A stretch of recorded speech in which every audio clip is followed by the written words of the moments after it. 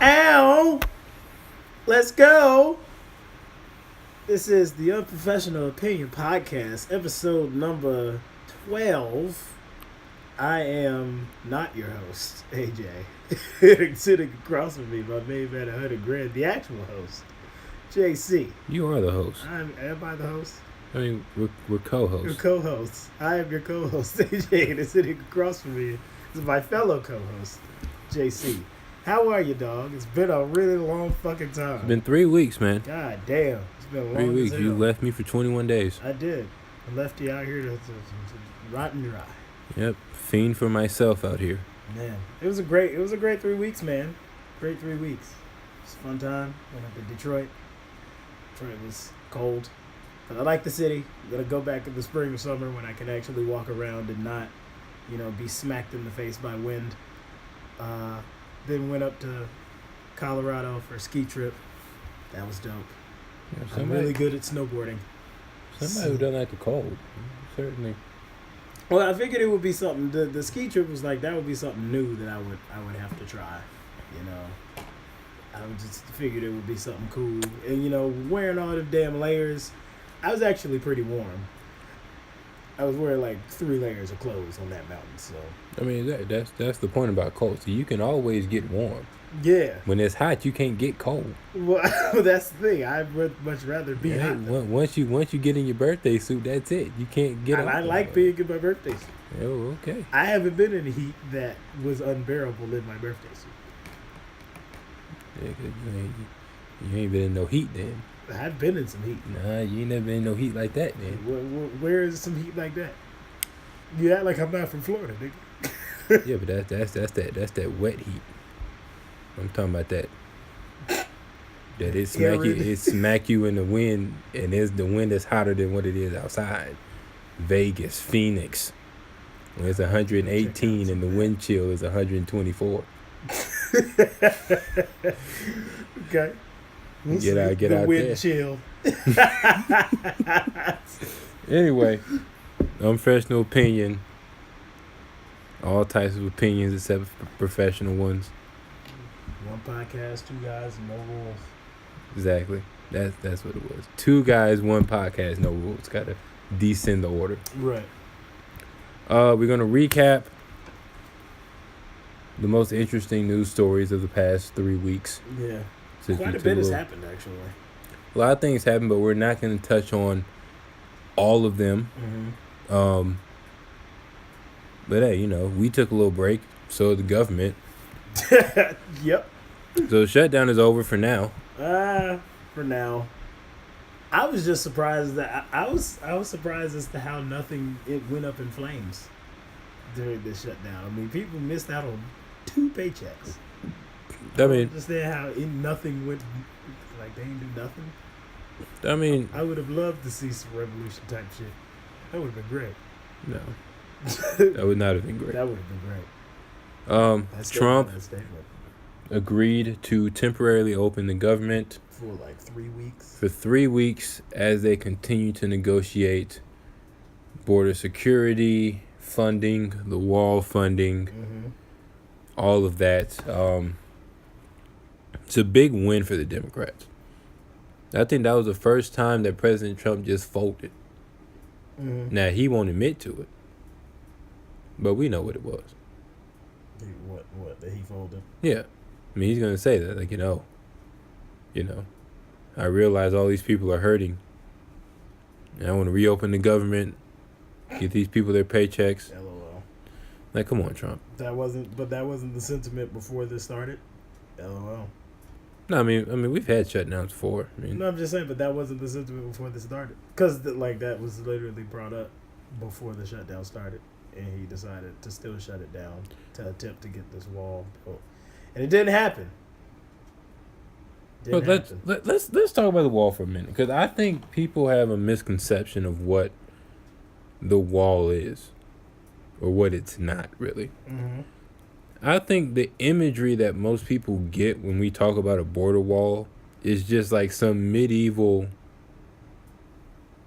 1400 structure where like you can't get over it. You gotta, how they had the little catapults You got to shoot the catapult over Mm-hmm. to to the kingdom. Yeah. Like some Great Wall of China type stuff. Mm-hmm. That's not what we're after here. What people don't understand is when he talks about building a wall, it's literally going to just be stacks of metal on top of each other. Mm-hmm. That's already there. There's already a quote-unquote wall along the southern border of the United States. Now, it's incomplete, obviously. I mean, yeah, that's But fences. And it's not... He just wants to add more fencing. Now, that in itself isn't the greatest idea. It's a terrible plan. He just wants to make the fencing solid, essentially. Right. So, I mean, I just want to make sure everybody has that clear. That, like, we're not talking about constructing the Great Wall of China to separate us from Mexico. But I think people understand that. I don't think people do. I think people understand. I mean, I think people actually do understand that. But then, so what is the issue with having a border? There's nothing wrong with having a border. There are borders everywhere. So why is everybody against building a wall? What is the point if we know what the wall is? But what is the point of having the wall? I mean, the point of any barrier to keep people out. But if we know that with any type of barriers, if they can still go get here, what is the point? Right, but that doesn't mean just don't build a wall. That doesn't mean don't try to keep people out. But we already have plenty of processes in place to keep people out. Like, and none of them work. And a physical wall is not going to deter anything. Right. So that's a waste of how much money did they spend? $5.7 billion. That is a waste of $5.7 billion. Okay, well then let's just be honest here. What do you think wouldn't be a waste of $5.7 billion? One. And two, do you trust the government to use it for that purpose? In general? In general. If you were the president and they popped out a $5.7 billion check and said use it at your discretion, what would you use it for? And then whatever that is, do you think that Congress would agree to use it for that purpose? I don't think anything that I would want to say Congress would agree. Because okay, so then I mean, hey, politics to actually make real change. So so if we're gonna waste $5.7 billion, I mean, instead of having an incomplete structure of metal on top of metal, let's just have a complete structure of metal on top of metal. That makes no sense to me. That makes no sense at all. I mean, do you think it makes sense to have some type of border and then miles of area where there's no border at all, and then some type of area where there's border, and then do you want to have a gap-toothed border? I don't give a fuck. That's the thing. Right, but I'm saying if you had to have one or the other, I mean, between an incomplete border and a complete border? Between an incomplete border or no border at all, which one? I'd probably go no border at all. Because it makes no point. It makes no sense to me to have that border there to begin with.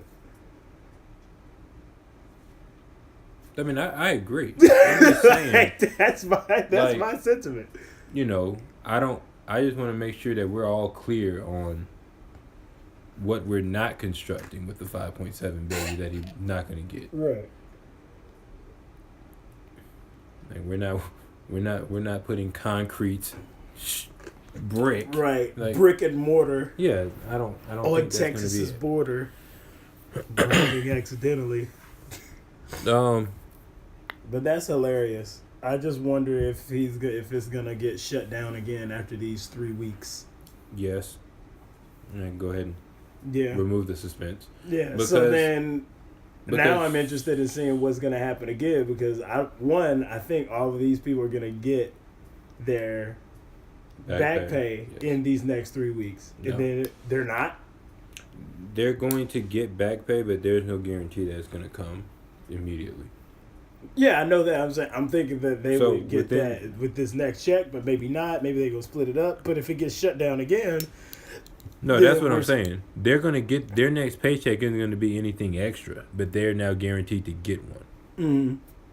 Right, and so now it's just like if they get one, and then it's going to shut down in 3 weeks, and then we're back at square one, which I really feel like is one of the biggest. Another reason why it got why Trump let it us because reset the clock on this shutdown.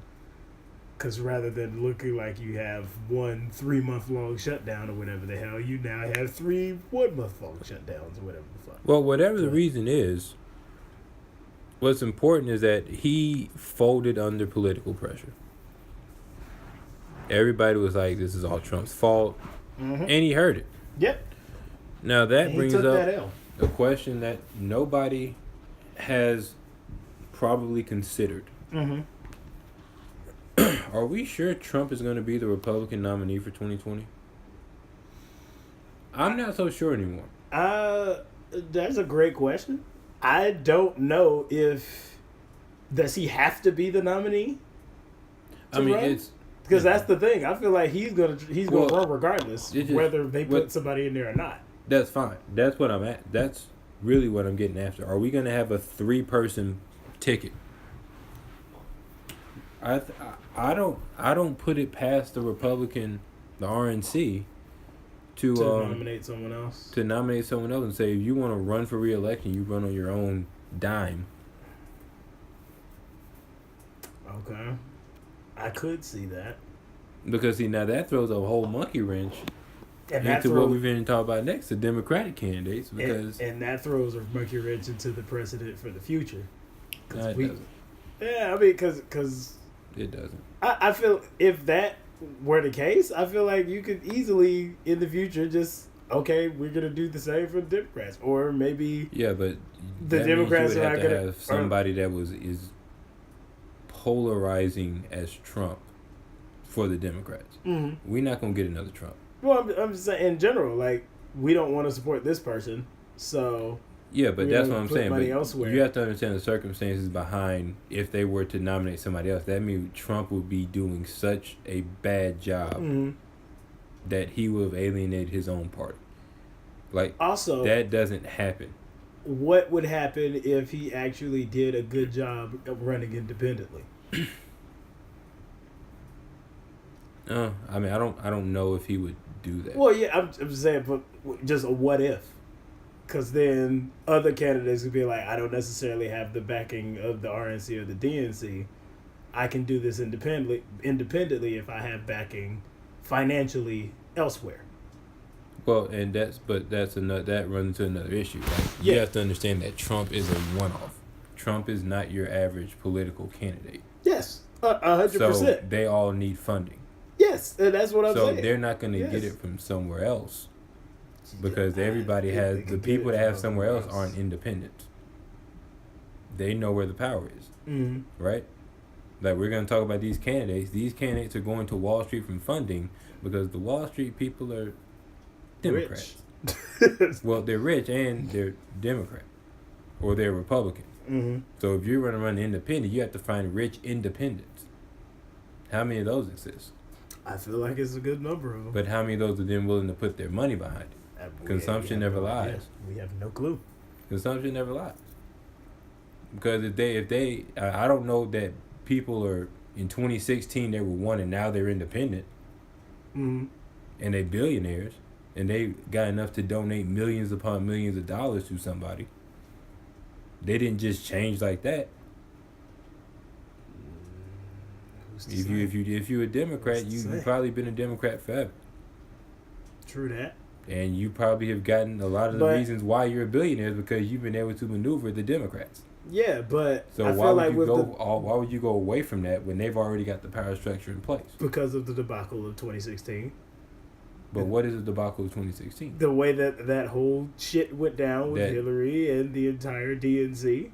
Right. I could definitely see someone being swayed from Democrat to independent after that whole shit show. Right, but then you have to find somebody else who is independent, who is not going to run as a Democrat or a Republican. Yeah. Who are those people? I don't know. Exactly. I'm just saying those people aren't there enough to gather the support of people who are independent now and have money.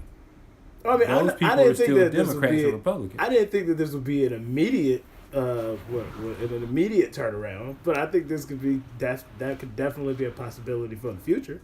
I don't think so. I think that's just a possibility in my head.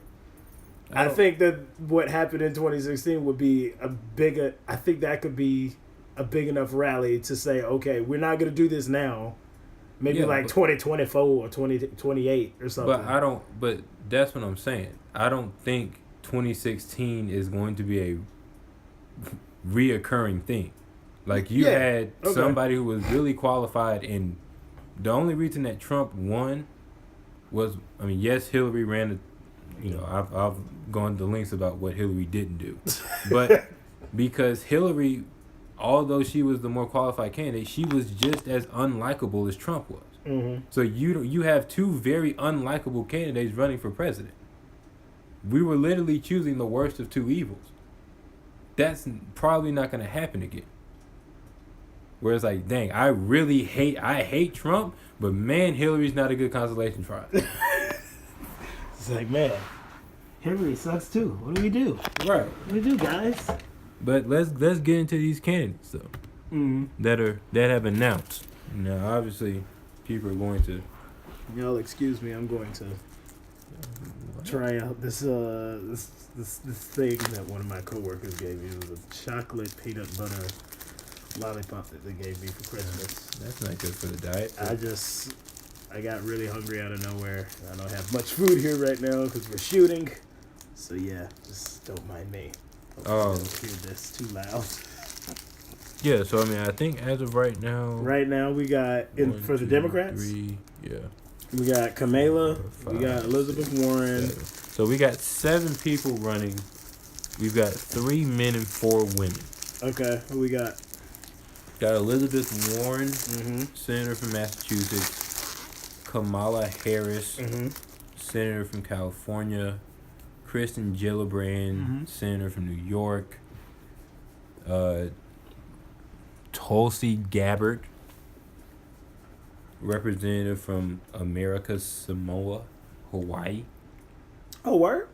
That was dope. John Delaney, Representative from Maryland. Mm-hmm.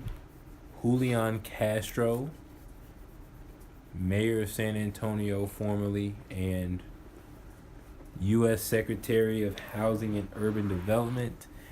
And Pete, I'm not even going to try to pronounce his last name. Mayor of Indiana, South Bend. Pete. Was it Buttigieg? Buttigieg it is. Buttigieg? Now, so there's 7, and there's probably going to be more. Mm-hmm.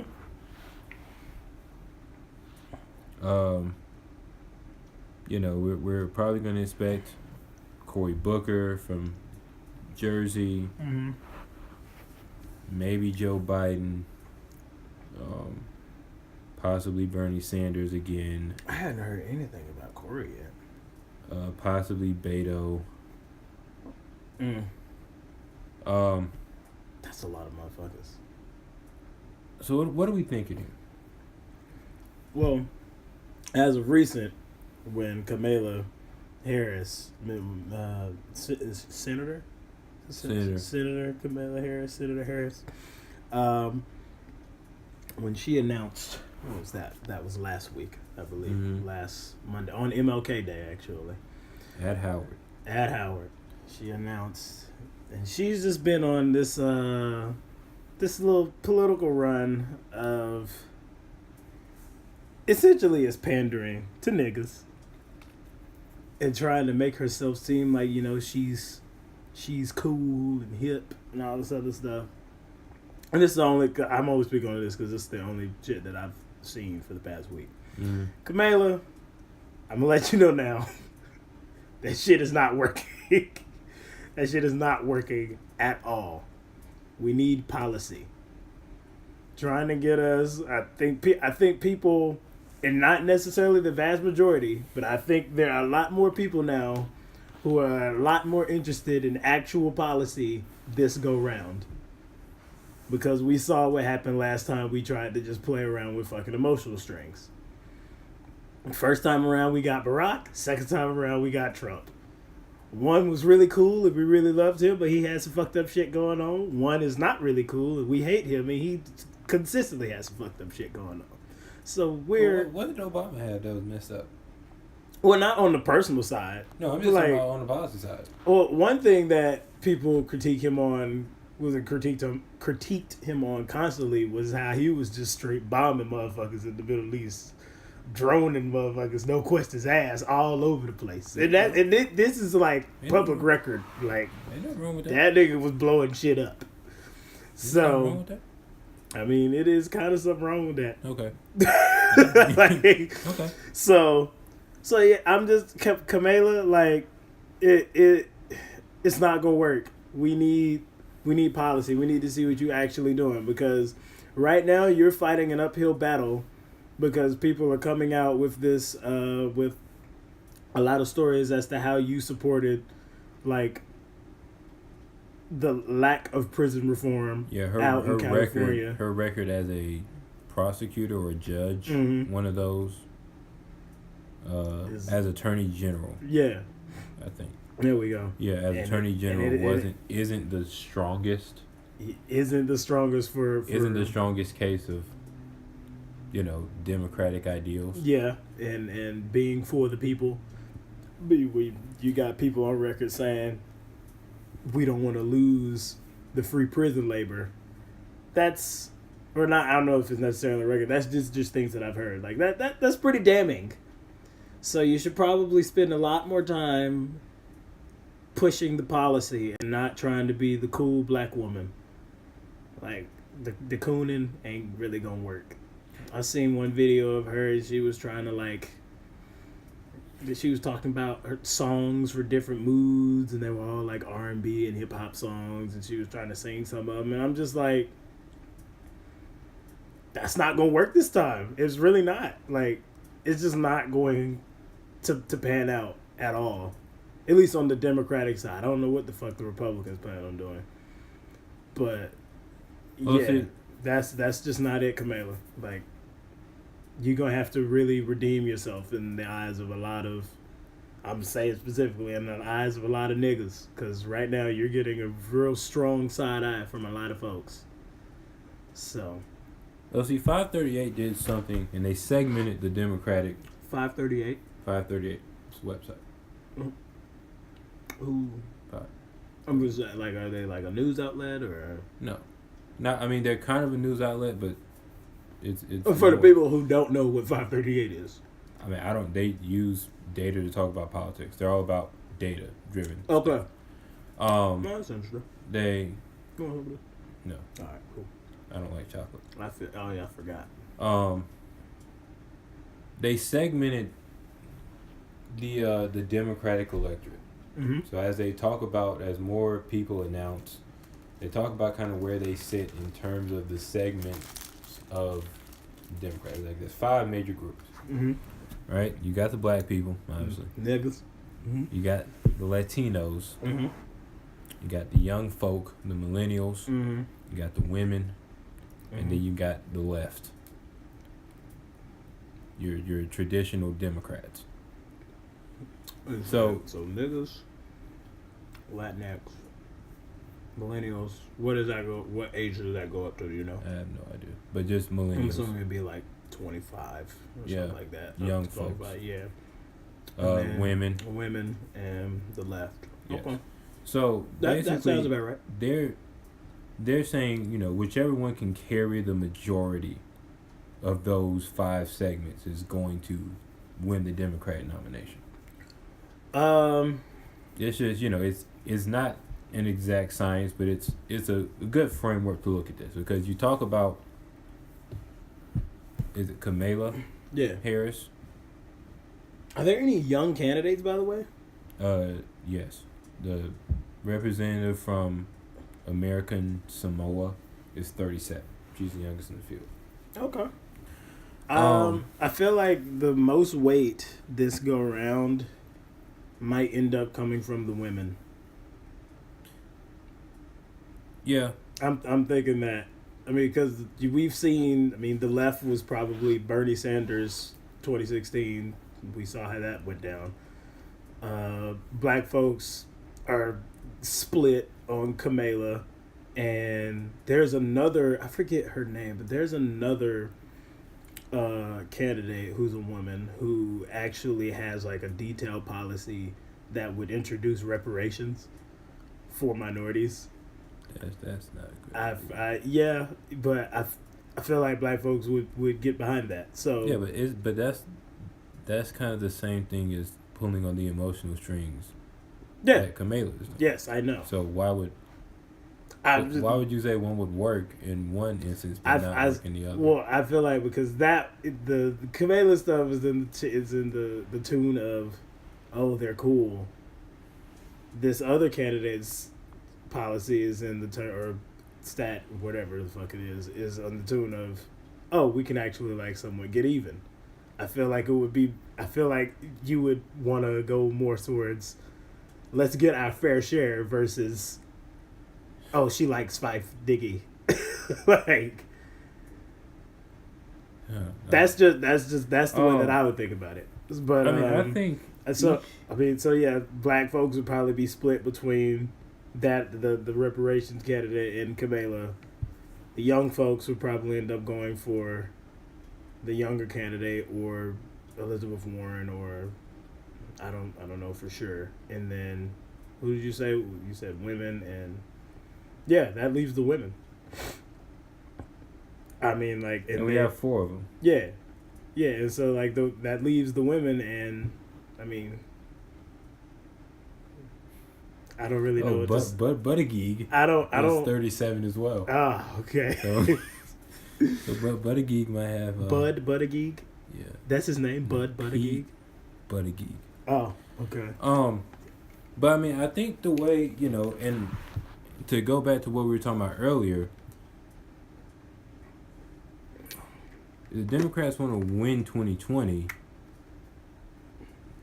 I have gone on record in saying that I don't think a woman can beat Trump in a political campaign. But now that I'm not so sure, political campaign, right? I mean, I've already talked a about campaign. But are we saying a campaign based solely on policy, or we're talking about a political campaign? Okay. So if it's Trump versus either of these women for president, I'm putting. You didn't think that he would win. Well, you didn't think that the woman would win. No. But now you're unsure. Because I don't know if it's going to be Trump that they're running against. Okay. So if it is Trump, you still don't think a woman will win? No. And why?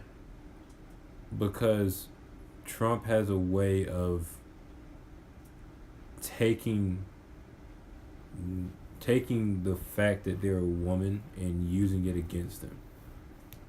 Yes. I mean, it was a textbook against Hitler. I mean, yeah. You couldn't write that any better than what Trump did. It was masterful.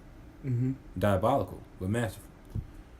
So, but if trash. it's not Trump and if it's somebody else, then we have a whole different discussion. Mm-hmm. Because, my issue with Senator Harris is we've seen that before.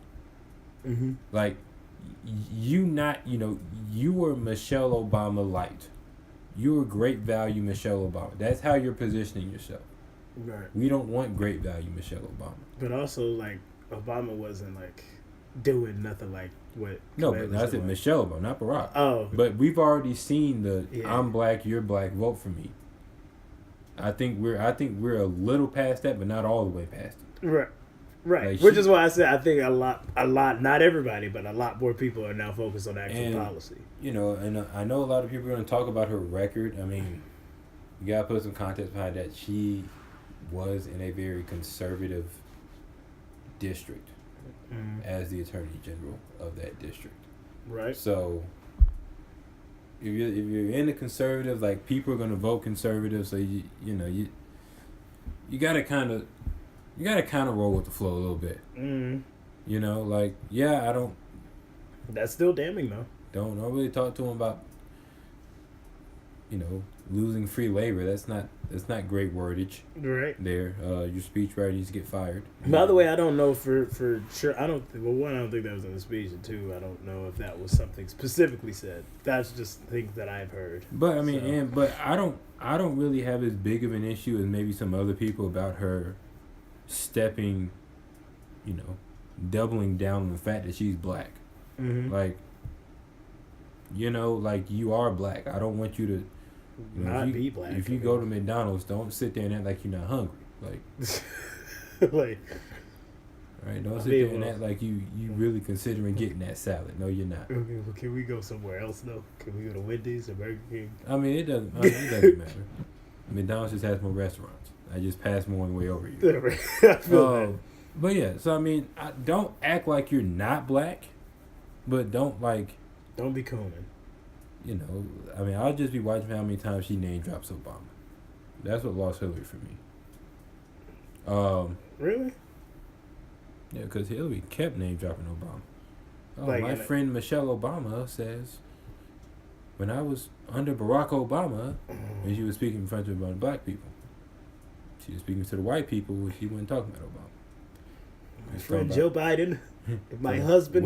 When I was first lady, okay, it's different. So let's move to Gillibrand, because she's also interesting. Because she's positioning herself as, well, she said, the young mother. You're 52, not that young, but young mother. Okay, because she's younger than. I mean, you ain't necessarily old. Kamala and Elizabeth. So you ain't necessarily old, but that ain't young. Right, you're a spring chicken. You're right. You a chicken. Wow. Okay. Right. That's fall. But you know, she's playing the mother route. You know, and that's gonna be hard to. You know, she wants to be kind of the nice Democrat, the Me Too Democrat, right? That's hard to do when you have to campaign. It's hard to keep that image up. True. Because a lot of these people, they're making now their first impression. Like, we know what Elizabeth Warren is going to do. She's progressive. She's anti-Trump. She's going to come right at Trump, guns a-blazing. Now, some people are thinking that the Democrats should try to kill Trump with kindness. Just kind of let Trump walk himself out, you know? I think that, yeah, I mean, that we've talked about, that's the best way to do it. Just let him get in his own way. Like, right, but you can't, if you try to play his game, you're going to lose.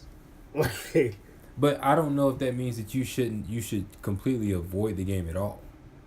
Like, there's got to be some kind of confrontation. Like, it goes back to the stigma that we have towards women. That women are the more feeble, the more meek of the genders. So I don't want, if it ends up being a woman and they're running against Trump, I don't want you to just lay down and let Trump do what he wants to do.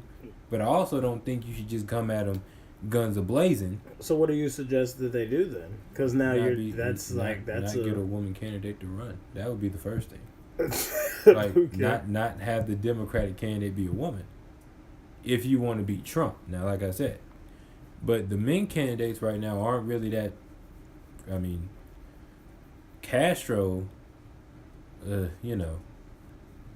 Castro, as soon as Beto announces, if he announces, I think Castro out of there. Like, he just won't have enough in the tank. Like, you were, housing and urban development. We don't know what you did. What, Section 8? Is that what you... What is that? So, all in all, I say all this to say, like, right now, I'm not too impressed. If these any of the candidates? If these end up being the candidates right now, if I got to put one right now, I'm probably leaning towards Elizabeth Warren being the person. But see, I don't really like that because she's 128th Native American. What does that got to do with it? Exactly. So why are you telling us? You remember when we talked about that? Yeah. Yeah, so I mean, she's got the Native American vote. That's not one of the 5. Would she have the Native American vote? Probably. I don't think so. I don't think she would have it at all, actually. Why not? Huh? Why not? Ain't nobody else came out and said they part Cherokee. Because the natives probably just like, bitch, what the fuck does that mean? She embraces... Get the fuck out of the way. She embraces... You gonna sit your goddamn ass down? She embraces her Native American heritage. Sure. Next thing you know, we'll see her in a headdress, right? What? I said, next thing you know, we'll see her in a headdress, right? Possibly. You may have to pull that out to win. You don't know. Terrible. You know, I don't think that they would be. I don't think that they would roll. I don't think that they would roll with that. but still on the political side of it. Mm-hmm. Roger Stone was indicted on Friday. Mr. Stone. What did Mr. Stone do? For the folks that don't know, he was indicted on campaign fraud, lying to Congress, lols, amongst other things. All the things. I didn't really take too much from that. That doesn't mean a whole lot to me. We knew that he was going to get indicted on something. He knew he was going to get indicted on something. I mean, yeah, essentially, like, that nigga knew exactly what the fuck was finna go down. So, you know, allegedly he was in contact with top guys at WikiLeaks. Mm-hmm. Yeah. And he was kind of liaison between the Trump campaign and WikiLeaks. You know, I don't think a whole lot of that's gonna stick to Trump, that's what you're trying to do. That's not a great step for Mr. Mueller. Mm-hmm. Hopefully he's trying to just scare people into coming forward. But Roger Stone ain't the guy that you want to try to do that with. Obviously. I don't know, man. See, I'm just tired of all of this shit. I don't think the more that comes out, the more that I think they don't have a lot. Yeah. So now it's what do the Democrats do now? They have the oversight committees. I feel like we gotta wait for what was the one that was suggested jail time? The one whose hearing got delayed. I forget his name. Cohen. Yeah, I think we gotta wait for that here. I feel like if he ain't got nothing, then I think they just gotta let it go and let's just get him out of there. I mean, but now they're going back to stuff that was happening in 2016. They're still trying to get Trump's tax returns. Right. Now they can federally indict to get his tax returns, can't they? Yeah, they can mandate that he give away. But why are we back on tax returns? What is that going to do? Like that's what I'm saying. Like we have to wait. Democrats. If there's anyone that's going to be able to give us the smoking gun, it's going to be Michael Cohen. It ain't gonna be no smoking gun. So, and if he ain't got it, then look, just let that shit go and get him out of there in 2020, and then indict him after he's out of the office. Yeah, but it'll be a lot easier to do that when he's not president of the United States. But I mean, who's gonna do that? I don't want to raise federal funds on indicting Donald Trump. who cares? Like, that's the thing. Like, I don't know if they will. If someone want to take that on privately, I don't fucking know. I don't think anybody take it on privately. Right. But speaking of somebody who's known for marketing themselves, let's go ahead and talk about Mr. DeAndre Way himself. Soldier Boy, tell him. Now you put this topic on there. What you got to say? Yeah. I just wanted to say that have you seen any of the I saw highlights of his Breakfast Club interview. Big Draco. Big Draco. Drake? Yes. No. Drake? Him. Hey, Soulja Boy, to be honest, is 100% a pioneer for this digital age. He is a godfather of this digital age of music. Like, to be like the first huge artist discovered on MySpace, and to be What you got? No, keep going. I'm listening. Oh, okay, cool. To be one of the first huge artists, one discovered on MySpace, making millions of dollars off of, ringtones and everything, and really like creating a way in which he was essentially making all of the money himself, rather than being attached specifically to a label, and making all of his albums and music available digitally through MySpace and through other means. Like, he was 100% one of the first, and I feel like he, even if he wasn't necessarily like the reason why he is definitely one of, how can I say this? What? I feel like he is 100%, one of the guys who was able to help usher in the digital age of music. 100, like, and don't get me wrong, like with all the interviews and shit, he definitely was saying a bunch of bullshit. He definitely was doing a bunch of lying. He's probably off from drugs or whatever. But those are facts that can't really be disputed, in my opinion. Right, so you're calling him the godfather of this era of rap. He is definitely one of the godfathers in this area of rap. And in terms of what is this era? Like, I'm trying to put a time period on the like era. the mumble rap era. Are we in the mumble rap era? Yeah. I mean, those aren't leading rap though. Like it's in rap, but I don't think when people think hip hop and rap, they think mumble rap. Right now, I would definitely think so. I mean, we got who are the big names in rap right now? The Drakes, the Coles, the Kendricks. I don't think so. I don't think they're going to. Those aren't the only. I don't think they're the only three big names. They're not. But who else is? So, all right. Not necessarily big names, but a lot of the artists that are out right now that have some staying power. You could go. How far back do we have to go? Because there's a lot of them. Let's just go off of right now. We could say someone like Lil Yachty. I mean, does Lil Yachty have staying power? I mean, for right now, yes. I mean, but that you can't say staying power for right now. Like those are not the same thing. Okay, well, power in the game right now, as the type of music that he's making versus what Soulja Boy was making, you could definitely see the clear influence. Okay. Okay, so artists like Lil Yachty, XXXTentacion, what's his name? The one that's in jail right now. I forget. Tekashi 6ix9ine, 21 Savage, Playboi Carti. It's quite a long list. But, I'm really not. I mean, so Perp.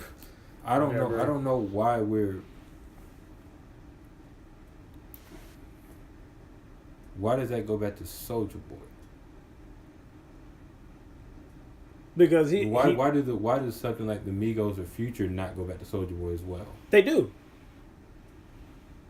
Future was out before all these other guys, so why do these other guys not go back to Future? I wouldn't necessarily say Future, because Future he has kind of his own weird reign of weird lane of like trap mixed with R&B type vibes a little bit. So Future does indeed have his own lane, but in terms of like artists like the Migos, right? I would definitely say that they would go back. I would definitely say the Migos, but I don't know how much stake those guys have in rap though. Enough for Soulja Boy to then be the godfather. Because that's fair. Because then you're also skipping an entire era of rap that had nothing to do with Soulja Boy. Which is the Cole, Drake, Wale, Big Sean. Okay. Like that whole era has nothing to do with Soulja Boy. So it's like they skipped. Mm-hmm. Okay. Like they said, who cares? Like that was probably the Lil Wayne era that they were all when Wayne was the big artist. Right. Well, I feel like in that sense, in that time, because of Soulja Boy, I feel like hip hop and rap kind of diverged, where you had the folks who were doing the rap purists and the hip hop and like music purists, like we're making good music over here. And then over here, you got the Soulja Boys with the Crank That era, with everybody. All of the dancing, all of the Crank Those dance moves. Yeah. Batman. Yeah. Batman. Like the Batman and the Yank. Like all of that, I feel like that all of that was Soulja Boy. I'll give you that 100%. And I feel like all of that was in like that type of music. Then went and influenced what mumble rap was, because what mumble rap is. Because if you listen to a lot of those songs, there's not a lot of like content in there. Right, the way we would think. There's always been rap that hasn't been content. I mean, it's Will Smith's entire career. Right. And so that's why I'm saying Soulja Boy is the Godfather, because it's that paired with what he did with his digital music, in the sense of being, like I said, for one of the first. So to be we're on talking about MySpace. ringtone rap. Yeah, like I mean, if you want to draw the parallels between ringtone rap and the digital era and painting back to Soulja Boy, I don't really have too much of an argument. Right. I'm saying, like, I think it's not necessarily solely because of his music. Hold on. I think it's mainly because it's the music paired with the fact that he was one of the first to go, like, basically solely digital. I mean, the nigga was like a fucking millionaire at like 17 off of ringtones. And I feel like when you got these companies like a Spotify, like Apple Music or whatever, I feel like they definitely took note of that back then, along with, you know, all of the other types of digital websites that was going on with Napster and Metamorphosis and ShareBear and all that other shit. I feel like that was definitely something that was a huge influencer in starting the streaming era. And I feel like he was one of the factors that they had to consider to say, hey, there's an artist out here who is literally making all of his money by himself with no middleman. Like, all the money was going straight to him, either through him or through MySpace. Maybe MySpace was taking a little cut. I don't really know. But I feel like that's definitely something that they had to account for when they were creating their platforms. Yeah, that's what I thought. What? I thought him and Justin Bieber were discovered around the same time. Now, Justin Bieber was discovered on YouTube. Mm-hmm.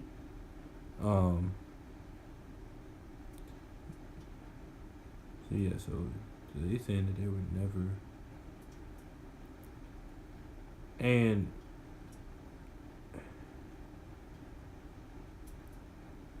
see, that's the part where I differ with you. Because Soulja Boy himself didn't have enough staying power to be considered a godfather. But that's the thing. One song. No, he wasn't. Soulja Boy was not one song. No, Soulja Boy. I mean, he had one song. No. Yes. He had Superman. That was his first one. Right. That was the one that nominated for a Grammy that blew Soulja Boy up. Mm-hmm. The album that went with that did okay. Mm-hmm. Well, I would definitely give you Soulja Boy was not an album artist. No, he was definitely a singles artist. But hear me out. Yeah. So the song blew up. Ringtone rap, whatever. Mm-hmm. The album with the song, with the Grammy nominated song, they ended up losing to Kanye. Mm-hmm. Which, I mean, yeah, that's. I mean, stop acting like Kanye wasn't that dude back then. I mean, hey, why would we? Underperformed due to the amount of hype that he had. Mm-hmm. By his next album, Soulja Boy was trash. By the album, yeah. He might have had a song do okay, but he never got back to crank that Soulja Boy level fame. He didn't. He didn't get back to that level because that wasn't a number one. That didn't even last an entire year, though. But he did get up. He did get back up there because then. No, you talking about Turn My Swag on, Kiss You Through the Phone. Like, those were okay songs, but those weren't. They didn't re-blow Soulja Boy back up. Kiss Me Through the Phone was. I mean, it was number 3 in the country. Right. That's great. But what I'm saying is, by the time his next album came out, the one that Kiss Me Through the Phone is on. Mm-hmm.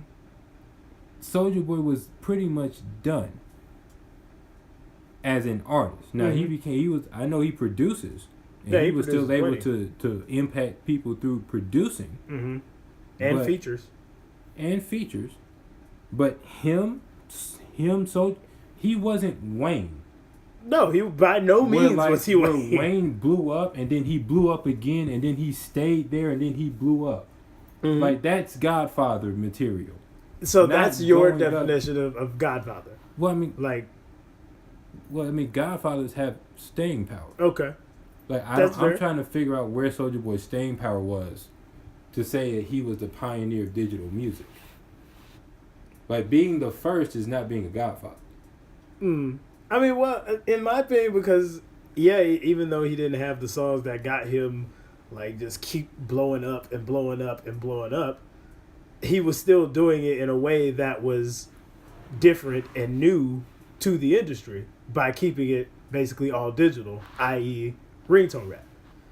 Okay. And I feel like that's where I feel like that's where the staying power for him is, not necessarily in the music solely. Right, but what I'm saying is, after Soulja Boy, there's an entire generation of people that didn't have anything to do with Soulja Boy. Mm-hmm. So there's a skipped generation of rap there. Yeah, but I don't think that necessarily goes to say that his influence still wasn't there. Just because. Where was it in the era of the people who were the bigger, more consistent names in rap? Well, though that wasn't their type of music. When we just named. I'm not talking about that. I'm talking about even from the digital era. Mm-hmm. You were still mixtapes. Mixtapes is digital music, right? Mm-hmm. That's 50 Cent. Yeah. That's not Soulja Boy. Okay. So I'm talking about the digital music era that we are now wasn't there when Drake first came out, or Cole, or Kendrick. So the influence skipped. No, because Drake was discovered on MySpace.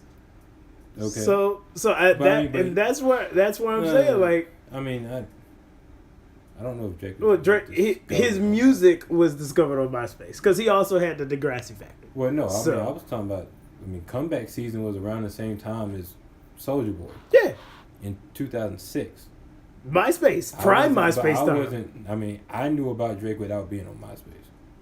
Okay. Like I was just you could go mixtapes. You knew about Drake's music without MySpace. Yes. Okay. You're probably one of the few. But what I'm saying is, I'm trying to somebody differentiate mixtapes, which is digital music, from what Soulja Boy was doing, which is digital music. Do you need a differentiation between right? Because mixtape, when we talk about mixtapes, it's 50 Cent, Lil Wayne. Well, the thing those are the people who made mixtapes the thing to do if you wanted to get known. Yeah, but were they making money off of their mixtapes? I don't know if 50 may have, but Wayne probably didn't. And I think that's the difference, because with the ringtone rap, all of that money was going straight to Soulja Boy's the monetization of what 50 and Wayne did. Yeah, the monetization of digital music. Yes. Right. But what I'm saying is, even after Soulja Boy, when you have the Drakes of the world and the Wale's of the world and the Big Sean's of the world, they weren't capitalizing off of what Soulja Boy did.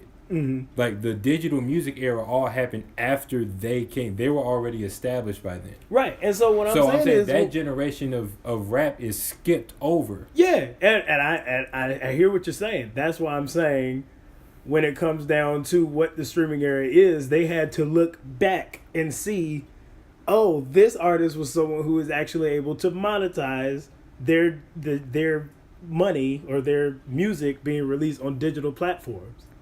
I feel like that had to be a factor, along with all the other shit like the piracy and Cher Bear Metamorphosis and all this other shit that we was getting into. And then you had this one artist who was actually able to flip their digital, their uploads into actual dollar signs.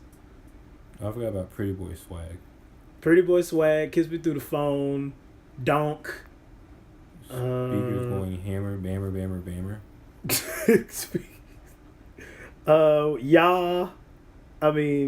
Turn my swag on. No. He had like a lot. He had some hits. And he was getting money off of all of them because of the ringtones. If you're talking about, see, that's what I thought. Birdwalk. That's exactly what I thought. But also, he was signed. I knew somebody signed Soulja Boy. Mm-hmm. Soulja Boy was signed to Interscope. So he had a record label that was under another record label. Mm-hmm. Yes. How is that different from? I wasn't saying he was never signed. I never said. So he then, was how never do we signed. know that he was monetizing all of his money if? Because he was also paying him? Because he was getting the money off of the ringtones. That was going straight to him.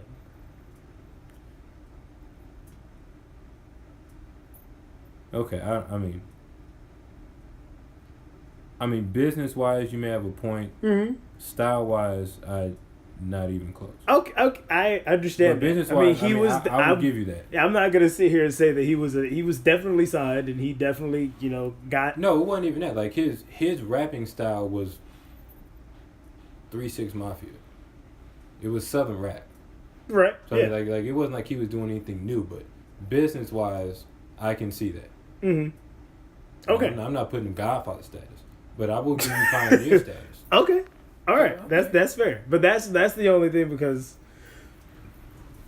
a lot of people were just like discrediting everything that he was saying in all of his rants, mainly because some of the shit was No, a lot lies. Of the stuff is straight lies. A lot of the shit was straight lies, and no one has any sense of nuance anymore to be able to pick apart what's a lie and what's the truth. Like, well, I mean, he said he taught Kanye West everything he knows. yeah, I mean that's wholeheartedly a lie. He said he taught Drake everything he knows. Now that actually one of the don't give me the Miss Me song where he stole one flow of one bar. Yeah, I mean I'm not gonna teaching Drake everything he knows. I wasn't going to say that. I wasn't going to say that. I know, but I'm just saying. What are you talking about then? What were you talking about? I was just saying he's had a lot of his flows being taken by other artists. That has happened. I mean, but that's common. That's called rap. I mean, okay. So like that I'm not giving Soulja Boy credit for being a rapper. To say, oh, I taught somebody everything he knows because I'm a rapper and he's a rapper. Really? Mm-hmm. I mean that's what we're giving credit for. Like, because you stole your flow from somebody else, who then stole their flow from somebody else, who then stole their flow from somebody else. So Soulja Boy, you did the same thing. Fair. I mean, it still holds true that he's a pioneer for this digital age of music. So, from the business point of view. Sure. What we got next? Let's talk about R. Kelly, man. I don't want to talk about R. Kelly. But you put it on here. It's just, he's getting a lot of backlash, finally. Why? Just for all the shit from the documentary. No, I mean, like, what kind of backlash you get? Well, he's had concert licenses denied. All of these artists are taking down their music and saying they're not gonna do anything R. Kelly related. What? All this other shit. Which is really just, like that really just goes back to more so the actual artist. Everybody is fake as fuck. I mean, that's all y'all fake. I'm not sure I necessarily agree with that. That's fine. But they're all fake. Because No, not what you're saying about them being fake. Oh. I mean, if what R. Kelly did was so bad, put him in jail. Why is the guy no longer allowed to make a living for himself? There have been so many trials and whatnot, attempted trials to try to get this man in jail. And I mean, shout out to his legal team, because they've done a great deal in trying to actually silence people and do all this other stuff to essentially keep him out of the courtroom or keep him, quote unquote, either settled or proven not guilty. That's really been the biggest issue. Everyone keeps folding. Yeah, but this, I mean, what I'm saying under is that pressure. I think that the guy should. I mean, like, why are you banning him for performing? He did there was nothing illegal that he did that was music related. Like, if he wants to put on a concert and nobody come to the shit, now that's a different story. Right. Than saying you can't perform. Like, I mean, the guy should still be able to make a living still. Now, it's going to be really hard, obviously. But, that's what people do, man. That's why. That's my biggest gripe with this era of news, is that everybody takes something and they go to the complete and utter extreme either way. It was like, right now, he can't leave his, R. Kelly, he probably can't leave his house, one. And I'm not trying to back up R. Kelly here. I mean, But right? I mean, if the guy's been a musician, like, why is he no longer allowed to be a musician? Because of what's happening in his personal life. Because he's nasty. But he's been nasty. You're right. And y'all And make that's him what- hundreds of millions of dollars for being nasty. Right. So now that you figure out just how nasty he is, now y'all want to act like, oh my gosh, this is incredible. No, it's not. So if y'all allowed him to make a living before, when he was marrying a 14-year-old, 15-year-old Aaliyah, Sheesh. don't try to come in here and do it now. Too late. The deed is done. Like that don't take away all, because he can't perform. That doesn't take away all of what he's done prior to. Right. So then let him keep performing, and then y'all, if you really want to not support him, when he has an event, don't go to it. Oh, but you love 12 play too much. That would be you don't even want to. The temptation of 12 play, the temptation of bump and grind is too much for you. Too much? Huh? Seems like you're ready. Too much temptation for you? Which is Because actually- y'all don't actually care about none of this stuff. Right. And which is actually the craziest part, because most of the folks that actually go to these R. Kelly shows are women. Duh. Like, it's all women. All 100%. I mean, ain't a bunch of niggas going to no R. Kelly show. That's weird. Dude, like, he ain't singing to me. Like, I mean, what? and he nasty as shit. Like, I mean, that's just what it comes down to. It's like, why would I need to? I mean, look, I don't know, man. I don't like the hypocrisy that's happening right now. The hypocrisy. Yes, the hypocrisy. Mm-hmm. Because, I mean, I don't know, man. I don't know. I mean, it's crazy what happens when you make something that everybody knows into a documentary. Mm-hmm. When Dave Chappelle was talking about the Pee on You video, everybody thought it was just jokes and games. Like they didn't have a shred of truth to it. We knew R. Kelly was peeing on girls. Like Right. we knew that. But now you put a face to a name, and all of a sudden this guy's a monster. Nah, y'all kept feeding it. Now y'all want to Damn stop right. too late. It's too late. The damage is already done. Women are already permanently scarred for life because y'all didn't care. Talk that shit. Y'all can't try to take away 20 years of hurt from somebody with a documentary. And if all of this stuff is so widespread and true, why come y'all can't prove none of this stuff when it matters? That's why I said specifically shout out to his legal team. You always come in, and when it's Yeah. game 7, you can't never hit a shot. In practice, you Steph Curry. You Are you get in the talking to me game, you specifically? Andre Robinson. Are you talking to me specifically? No, I'm talking to everybody. Oh, okay. Let's say that's fucked up.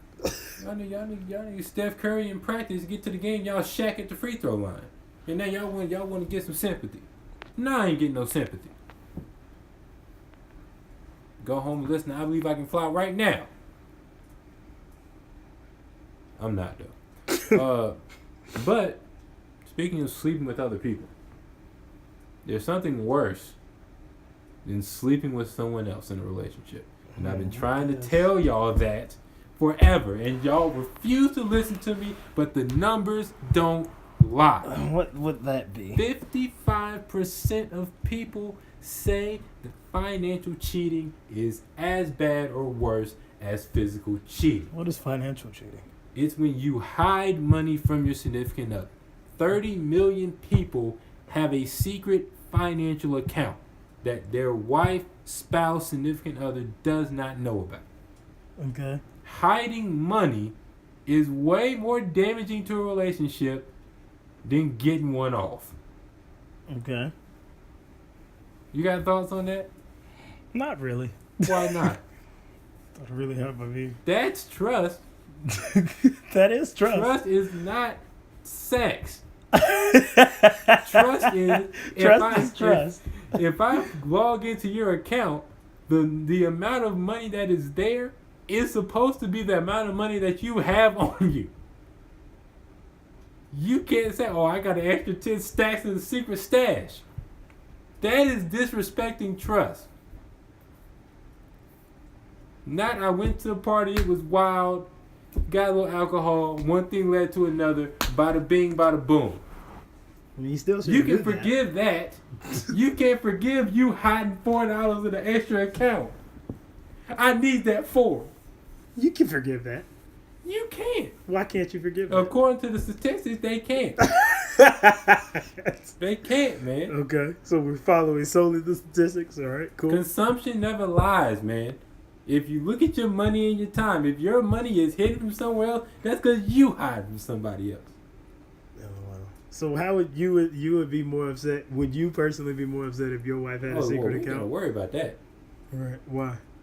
Because before I get married, we putting all cards on the table. Okay. Every dime that you got, I want to know where it's at. And what if she doesn't do that? No, I mean there's no repercussions. I draw that up. Well, if she hide money from me in a prenup, I get it. Okay. So, it's mine. Okay. So now what? At any point? Any point, mine. Okay. And same for you? I ain't got nothing to hide. So you would I ain't got nothing to hide, bro. So I'm not trying to say we got a joint account. No. No, I'm just saying. I'm saying she gonna know where my money gonna be at. Yeah. So it would be equal ways. Equal ways. Okay. I ain't finna hide no money. I ain't got it. No, you want to see the money? Go look at the account summary. That's all I got. I'm broke. I ain't got it. What you want? Okay. You paying the bill this time. Look at my account. It's terrible. Spent too much on headphones. I mean, you just been trying to tell you, I'm too worried about that other stuff. Watch where they put their money. Well, you do spend money on cheating. So for the record. Leaving Neverland documentary, you want to talk about that? You do spend money on cheating. It's not what I'm talking about. Apparently, there's a documentary coming out about. What I was talking about. Yeah, I didn't know specifically what you were talking about. Apparently, there's another documentary coming out called "Leaving Neverland" about the whole debacle of Michael Jackson's child abuse or child molestation charges. I'm really trying to understand why we're chasing this now. One, he's not here to defend himself. Two, the kids back then who are now adults had already admitted that their parents put them up to it. Three, there's this guy in Hollywood, and his name is Corey Feldman. And he has a list, a docket of everyone who is a pedophile in Hollywood. Why are we? And I mean, obviously, his life is in danger at all times. Anytime. Well, let's be clear. Michael Jackson's not on that list, right? Michael Jackson is 100% not on that list. Okay. Yes, and he has openly said that multiple times. He's also been on there saying he was not on there. I have the full list of everybody who is on there, and I'm looking for the best way to expose that because my life is on the line with that type of information. Why are we not trying to, even if his life is on the line, why are we not trying to get after that list? Why are we chasing after Michael Jackson? Well, here's the thing. I got two questions for you. Okay. What if this documentary does clear Michael Jackson's name? That would be great. That's would one. be great. Okay. Two. Fair. If this, but I don't know. One, I don't know if this documentary is going to be built in a damning way or a way that presents the facts or a way that puts him in some sort of limelight. We don't know. Right, but what I'm saying is like until the documentary comes out, there's a possibility that they interview people and they said, "Nah, this didn't happen." Sort of like the 30 for 30 on the Duke lacrosse trial, right? Where it's like, these are the facts.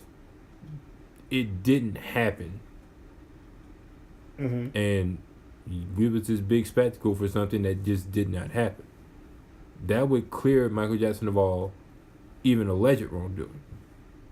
Oh, as of 19 hours ago, Michael Jackson's nephew slams Leaving Neverland, calling a documentary a one-sided hit job. Well, then I go ahead and have that pent on the glass. Right. So it didn't do that. This is all about money and a desperate need to be relevant again. Cool. Okay, well, I mean, I haven't watched the R. Kelly documentary, so I'm definitely not watching that one. And then what was your second question? If this story would have came out today, if today was the first time we heard about Michael Jackson, obviously he's alive at this point. Mm-hmm. Like the story came out and he's alive today. If the story came out January 27, 2019, Mm-hmm. Michael Jackson charged with child molestation, Mm-hmm. would we react differently to the story? Yes, 100%. We would already have told. We've already would say he was guilty. In today's era, yes. Would you stop listening to Thriller? Well, for me, I would definitely have to get the evidence, just like with R. Kelly. So. Well, I mean, did you get the evidence for R. Kelly? Yes.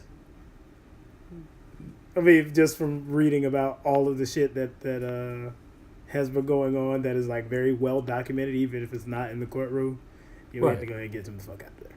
Then again, I didn't So you just were unaware before the documentary came out. Not necessarily for the documentary, but not necessarily before the documentary, but just in reading shit about him in general. Because I got rid of his music before this documentary came out.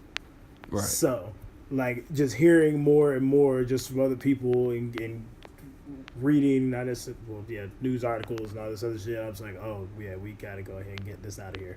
So I deleted them off of everything that I have. So, yeah. So I did that after I got the information, though. So you would do that for Michael Jackson as well? Yes. It would suck, but I would do if it were true and we got all the evidence. I would have to do that. But see, I don't because. Well, I wouldn't necessarily have to do that, but I would do that. No, I'm saying like the way things can be presented today are so different. Very much true. To where you don't have to prove anything. Mm-hmm. Like that's always been my issue with everything that's happened. Right. I'm not saying. Do you think it's harder in this day and age to get the facts? No. Rather than I think it's easier. I just think that it doesn't sell. It doesn't. If you come out today and you say this person is alleging Michael Jackson to have molested these kids and it's not true, that's not a storyline. Mm-hmm. The storyline is Michael Jackson sued for child molestation. Mm-hmm. Everybody's eyes are tuned to that. Yeah, because the same thing happened with Chris Brown this past week. What happened? Chris Brown was accused of, he was detained for a rape accusation over in Paris, and then the girl who actually made the claim came out and said that it actually wasn't true, and he was released, and now he's suing for defamation, and him suing for defamation isn't getting nearly as much play as him being detained for the rape allegation. Right. Because people once you get up to a certain level, people want to believe that you're a bad person. They want to see you fall. I don't even know if they want to see you. They just want people to know that they're not perfect. Because we build them up on the ascent to be perfect. Mm-hmm. Michael Jackson could do no wrong. Yeah, he was a little crazy, but the music was fire. True. Right? So he comes out, the music is fire. We don't, we got to knock him down a little bit. Mm-hmm. Like, that's what makes money in content media. So, it would really be easier to prove all of this stuff. Which is why I always take the slightly cynical route whenever I see some of these documentaries about how bad these people are. Mm-hmm. Because you're doing it now. It didn't take them 20 years to make the R. Kelly documentary. Just like it didn't take them 20 years to make the Michael Jackson documentary. Mm-hmm. It took them dudes 1.5 years. Right? So all the evidence has already been there. Mm-hmm. But now it's just how can we spin it so that it makes the most money for me? Right. Oh, does that mean we have to conveniently miss some facts? Mm-hmm. Okay, we'll do that. But so how do we avoid that in general? Like, because everybody is doing everything to get money. So how can we sit here and say that it might not all be genuine, so to say? This would be the great time to talk about the Fire Festival documentary, actually. Yeah. We can group that in there too. Yeah, like how would we say that it's not all quote unquote genuine just when people are, getting the money off of it when everybody is doing everything to get money. Wait, say it again. I zoned out. I Like, zoned how out. can we sit here and say that, the presentation isn't necessarily genuine because, these companies or whoever is making these shows, documentaries, are looking to get the most money, but everybody is doing everything to get the most money. So how can we sit here and say that the story necessarily might not be as genuine as it can be? Do you think like they should just make it as factual and genuine as possible, and then whoever made the highest bidder have it, but then the highest bidder necessarily might not get you nothing?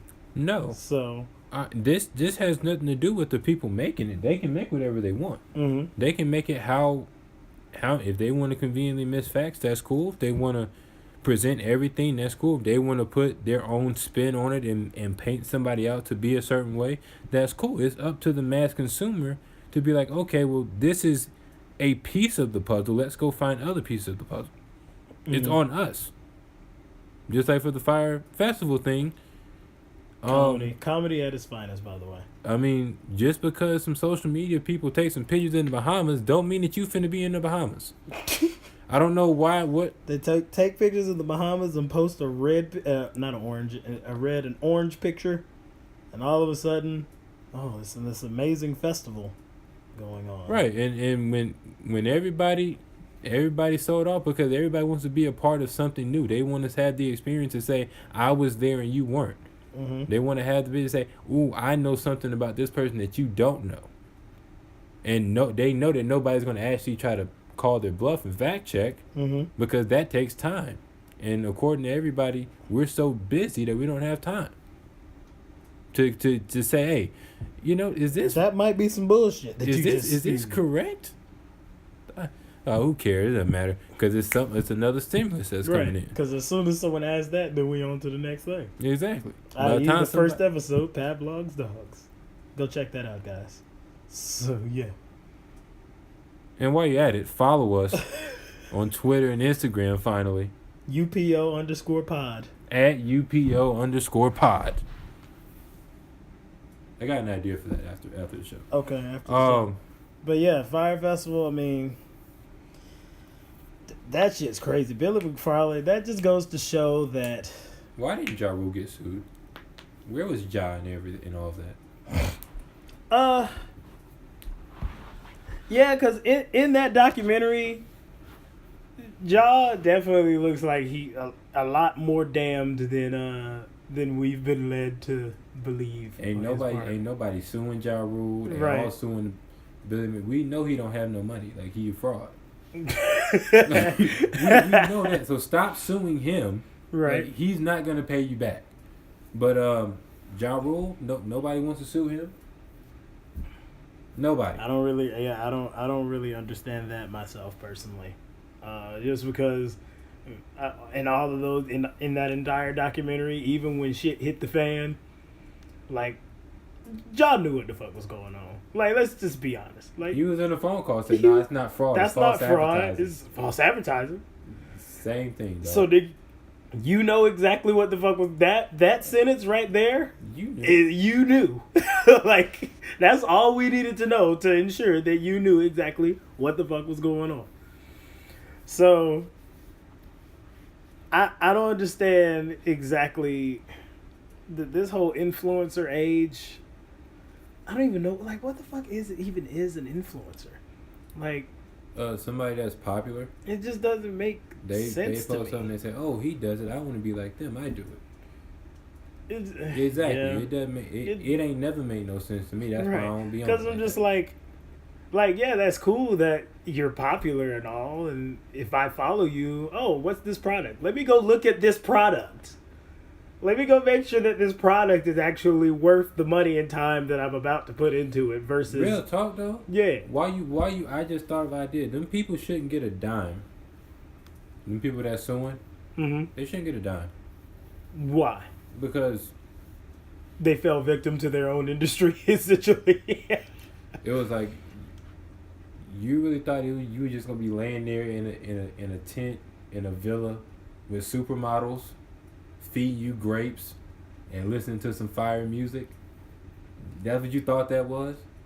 Have you seen the Bahamas? That don't exist.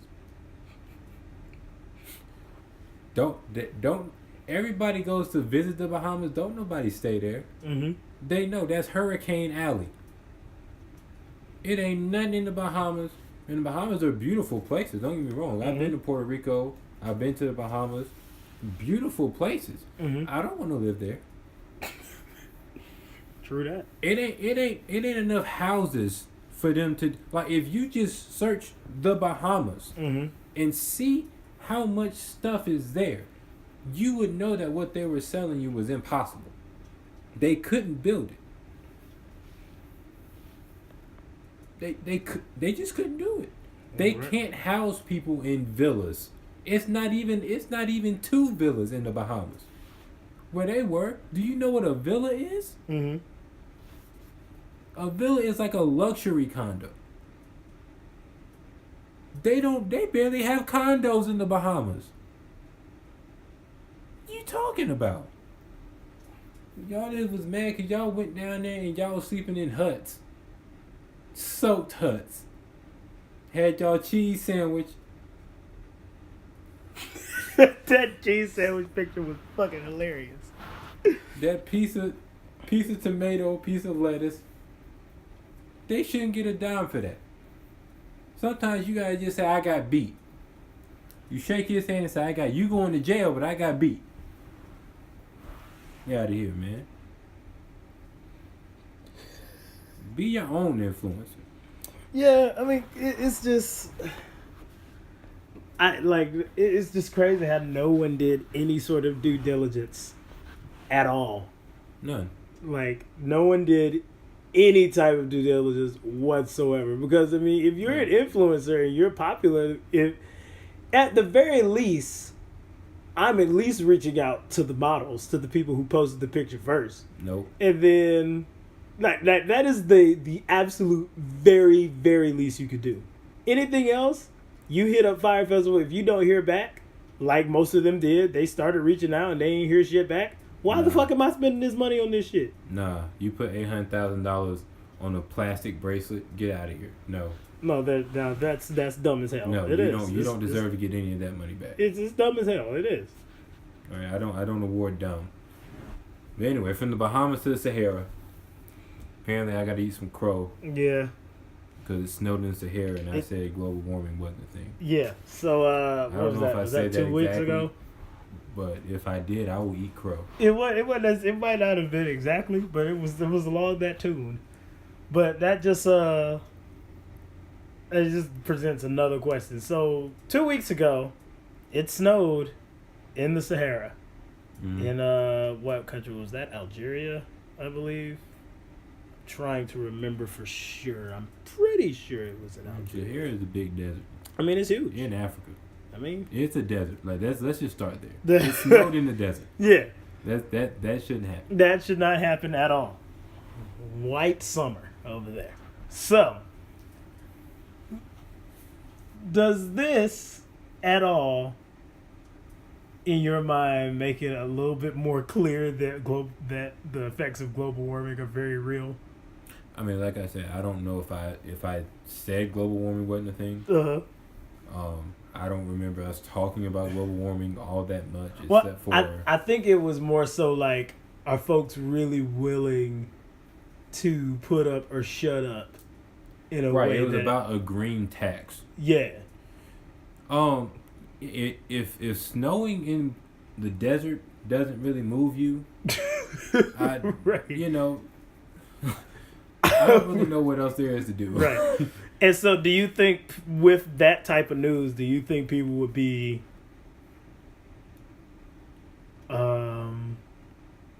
more influenced and more okay with paying a green tax? Now, here's the thing, though. Mm-hmm. How many followers does Mother Nature have on Instagram? You're hilarious. Mother Nature isn't a influencer. Right.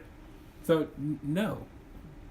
I mean, that's fair. That's fair. That's a very solid point right Mother there. Nature doesn't tweet. Yeah. Doesn't put any funny gifs online. GIF. Whatever. Yeah.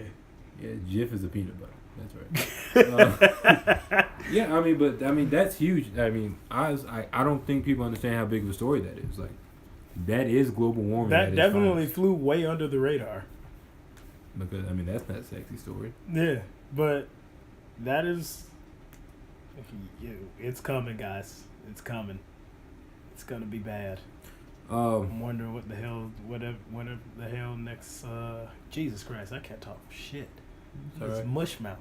I wonder whatever the hell the next crazy natural phenomena is going to be. I don't know. Snow in the Sahara sounds like That sounds about as extreme as it can get. Yeah. But Mother Nature has lots of tricks up her sleeve, I'm sure. Yep. Speaking of Africans.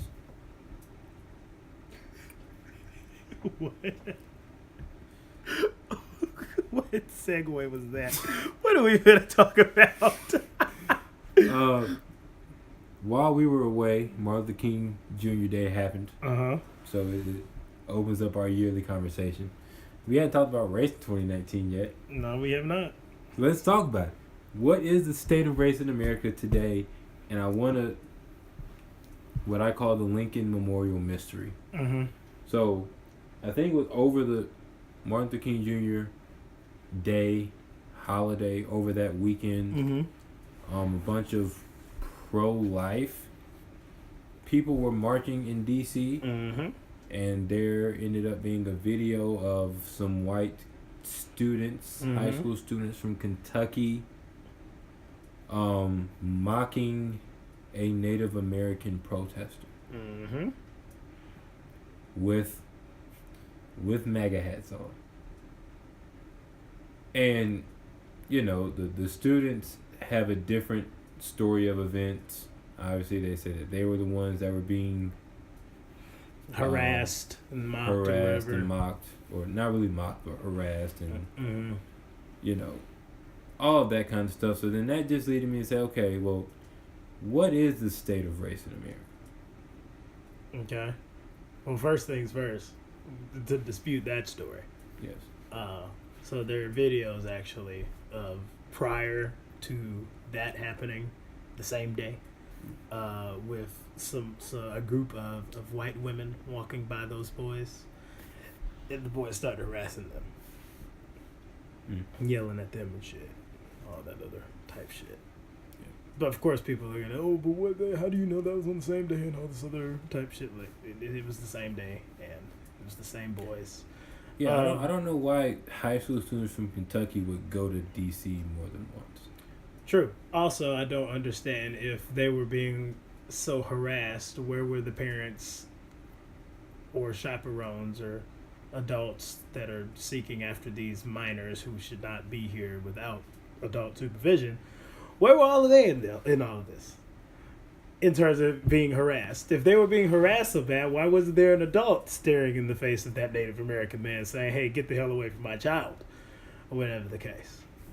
How does that work? Well, Also, when you get invited on all these different media, they're doing now a little media run on all these different news outlets because of this whole story.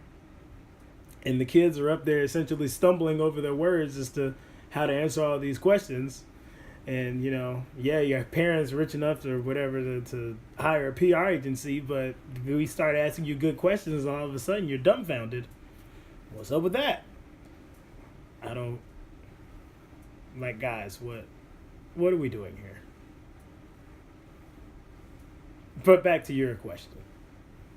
Back to what you were discussing. Mm-hmm. You said, what was your question? What is the state of race in America? I don't even know. How do you even answer that? Like, I mean, is it the same? Is it better? Is there an upward trend? Is there a downward trend? I would say the same things that I would say that I've always been saying. I mean, yeah, people are I guess, quote unquote, more aware of race relations, but ain't shit really changed. Ain't shit really changed because we wouldn't be running into these issues. Everyone's got this supreme xenophobia of everyone else. There ain't nothing really gonna change with none of this. And then when you pair that with, you know, I'm gonna keep it a buck. I feel like there are a lot of, you know, the middle America white folks who are afraid that they're going to lose the power, quote unquote, in this country. And they're going to become the minority in this country. And that scares the shit out of them. And so that's how you end up with situations like this. Well, that's a real thing. That's not a thing. That has been projected to actually happen. But yeah, like they're supremely fearful of that happening. Why are you drawing right triangles in my carpet? Anyway, yeah, I feel like they're just insanely afraid of that, and that's how you end up with situations like this. That's how you end up with situations like Charlottesville. That's how you end up with situations like Dylan Roof. That's how you end up with all of this shit that has to do with race relations in America and white people committing crimes against all others to preserve the whiteness or whatever. So like I said, ain't shit gonna change. I don't think so. I think it would take entirely too much to unify everyone. Yeah. Well, I've actually been thinking about this quite a bit. It's really interesting, the plight of the minorities around here. I'm about to say something that's going to obviously be Controversial. Mm-hmm. What do you want out of a relationship? Any relationship. Number one thing that you want. That's a loaded question. I feel That's a loaded question. If you can only have one thing in a relationship, what is it? If I could have one thing in a relationship. 'Cause I think it's a universal answer, so that's why I'm asking. Okay.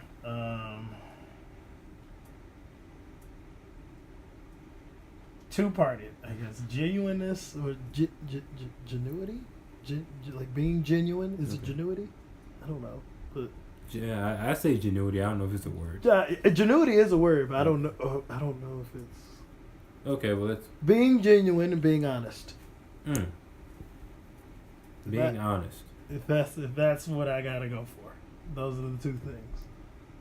Why would you want somebody to be genuine and be honest? Because I don't want to be associated with someone who's not going to be authentic with me or themselves. Well, yes, I know you don't want to be associated with them, but right. Why wouldn't you want to be associated with them? Because I would like to think myself to be genuine and authentic and honest. So. No, I'm joking. Nah, nigga, you fake. No, because what people want is security. And I mean, right? I was just about to say trust. Exactly, but it's security. It's because you can have trust with somebody that you don't trust, right?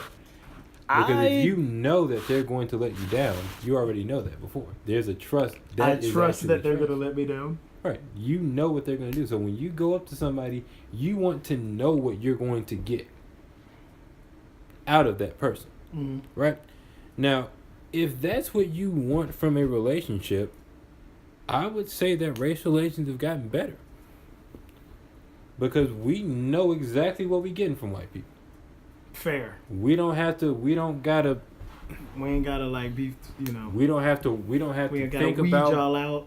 Yeah. We don't have to weed out we know exactly what it is. We know exactly what time it is with people of all races. I mean, I think all races have gotten more honest with the fact that we don't like each other too much.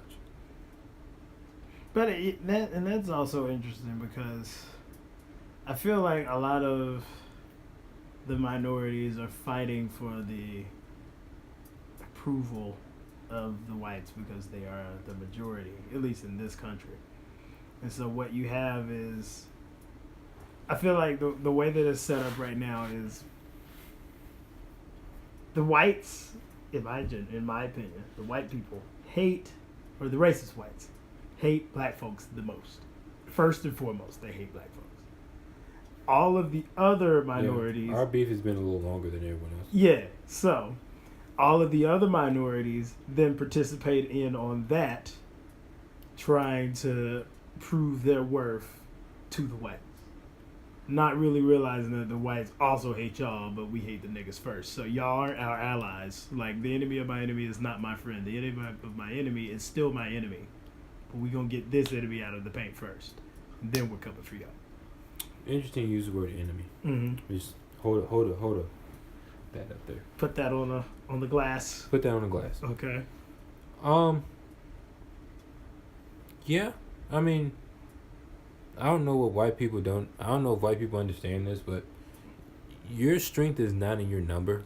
Mm-hmm. It's never been. Unless that number is a $sign. It's never been. Mm-hmm. Most powerful person on the planet barely is in the 1%. The most powerful person in the world right now is Donald J. Trump. Mm-hmm. Barely in the 1% in terms of salary. Is he the most powerful person in the world? The president of the United States is the most powerful person in the world. Okay. Bar none. And that's the only reason that I say Donald J. Trump is the most powerful person in the world, is because of his title. Okay. Because the president of the United States can move chess pieces that people can't even lift. That the majority of the world cannot even lift up. He can move them with ease. The majority of people in the world don't even know that the piece is there. Right.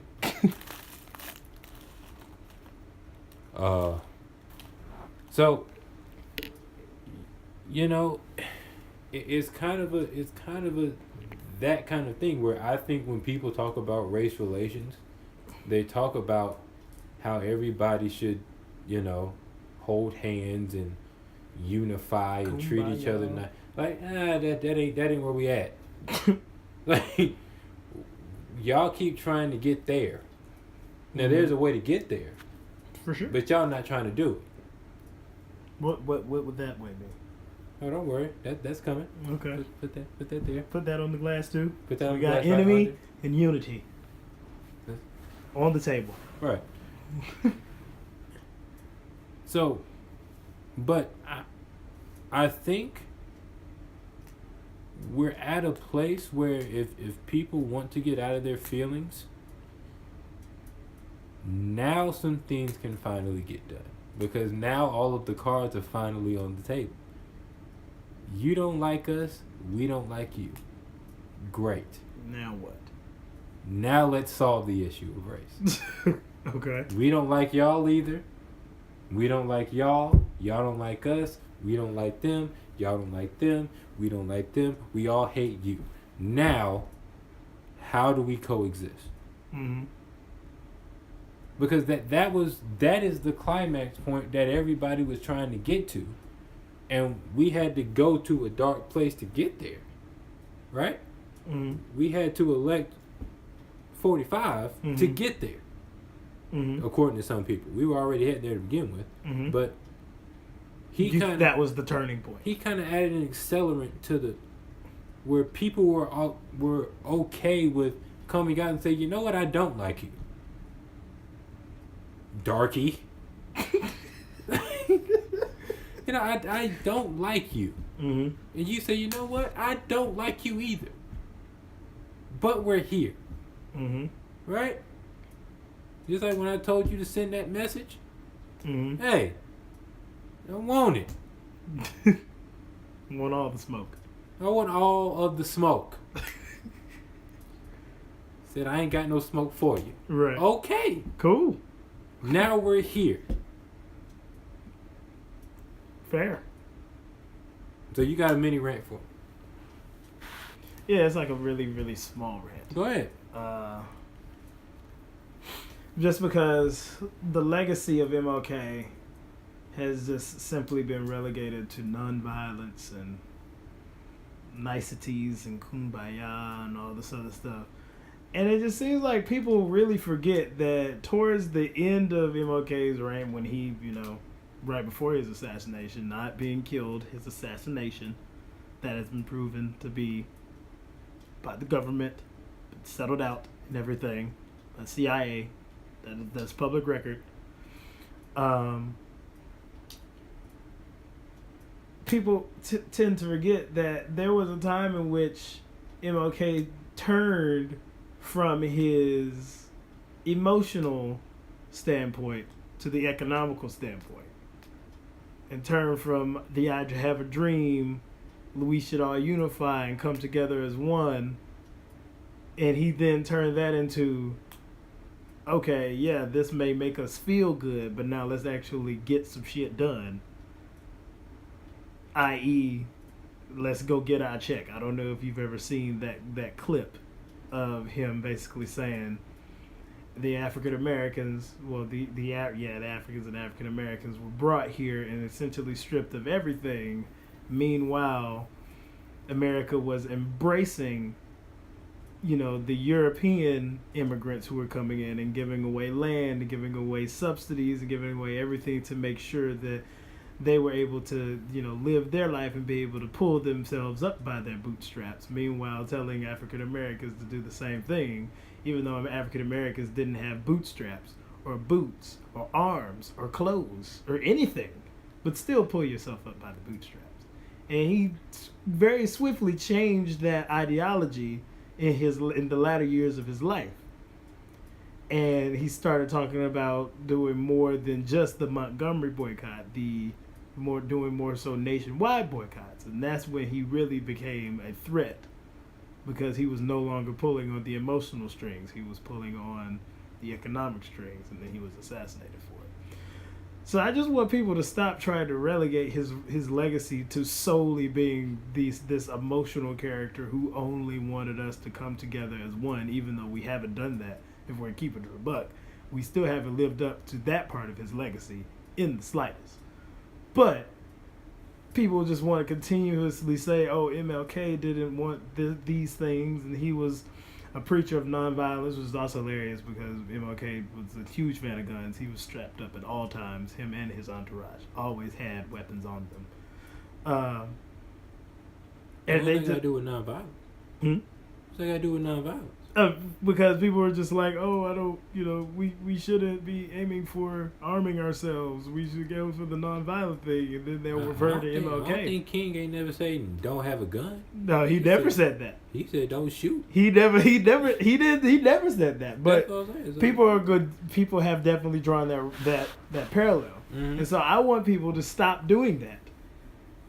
And take MLK's legacy wholly for what it is, and not for the part that just makes him seem like he was just the nicest guy on the fucking planet.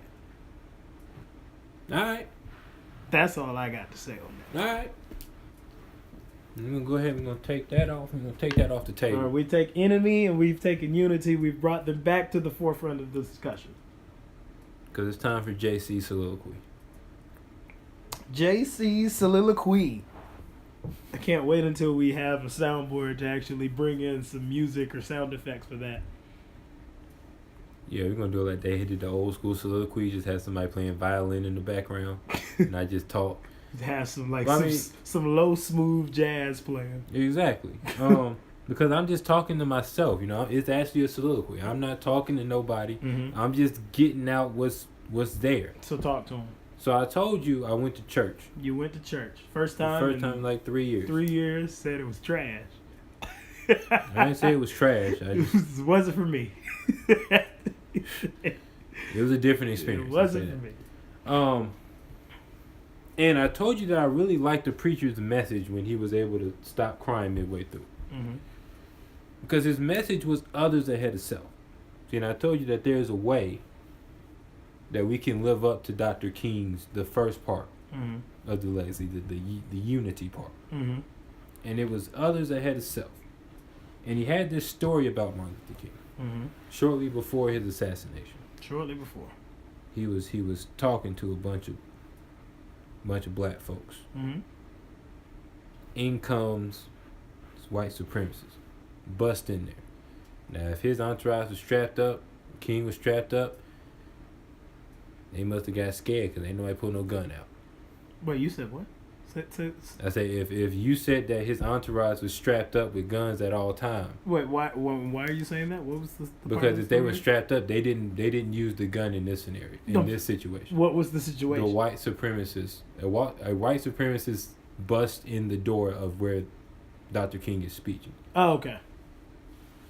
So if they had guns, they ain't use it this time. Mm-hmm. Dude rushes the stage. Mm-hmm. Tackles Martin Luther King, starts wailing on him. Mm-hmm. I mean, just right, wailing on him, right? And obviously, you know. I mean, we preaching about violence, so he said, "Don't shoot." He had him on him, but don't shoot. So it's about 8 black guys, rush the stage. And they pulling this guy off Dr. King, right? And Dr. King, because he was such a non-violence guy, so to speak, he was concerned that they was getting ready to take him outside and show him what was really good. What time it actually was. Right? Yes. Your meeting wasn't until later on that evening. Right. This is the early meeting. Let's show you what time it really is. Mm-hmm. And as they're pulling this white man off of Dr. King bear hugs him, and he doesn't let him go. And he keeps whispering to this guy, "You are not my enemy. You are not my enemy. Mm-hmm. You are not my enemy." And so you have people pulling this white person off, and Dr. King won't let him go. Mm-hmm. And the white guy just starts weeping uncontrolled, as if Dr. King was talking to this dude's soul, directly to this dude's spirit. Mm-hmm. And he starts weeping. And this guy, everybody backs up. King lets the guy go, holds his hands up. He says, "Hey, this is our new brother." That's how you defeat racism. Love. Not really. It's something deeper than love. Mm-hmm.